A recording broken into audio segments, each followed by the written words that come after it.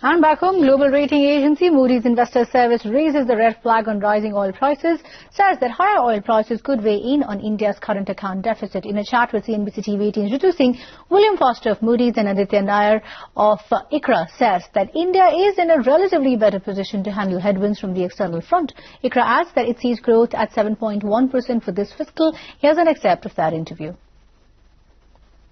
On a relative basis, obviously, oil is the main issue for India, right? Because as an oil importer, that's really weighing on the current account deficit, and that's not going to probably go away anytime soon necessarily. But India is in a much better position today than it was, let's say, in 2013 during the taper tantrum to be able to weather some of these external factors. Recent statements from the Finance Ministry seem to indicate that there is a threat to meeting the fisc target this year. You know, last year for FY18 we met the 3.5% fiscal deficit target.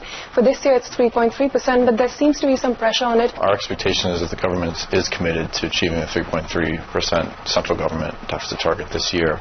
There's obviously risks around that. I mean, on the revenue side, GST collections could slip from targets because it's really the first full year of implementation, and taxpayers are still getting used to compliance. And with regards to oil, the pressure there is really on the excise tax and the possibility that could be adjusted. But again, the government seems committed to that.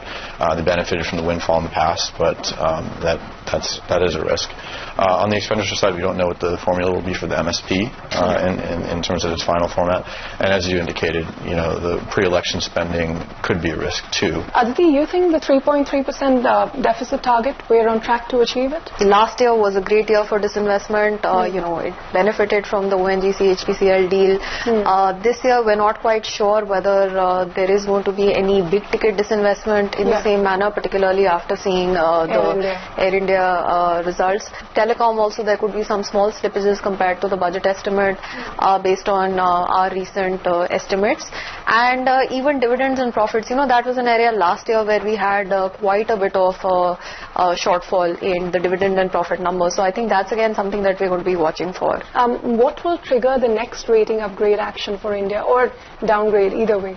You know, moving forward, it's a stable outlook, fundamentally. I mean, when you look at things, you know, the peer group for India, India is kind of now at the bottom of the new range. We expect it to be several years for the reforms that we discussed earlier to take shape and to really contribute to strengthening of the credit profile. And the most important factor there is on the fiscal side of things, as we discussed, bringing down that high debt to GDP ratio more in line with the median of the peer group, which is, you know, the peer group basically is 50% of GDP versus about 70% for India. So there's a big gap there.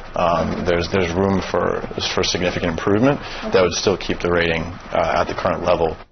And you can catch this entire conversation at 5:30 p.m. only on CNBC TV18.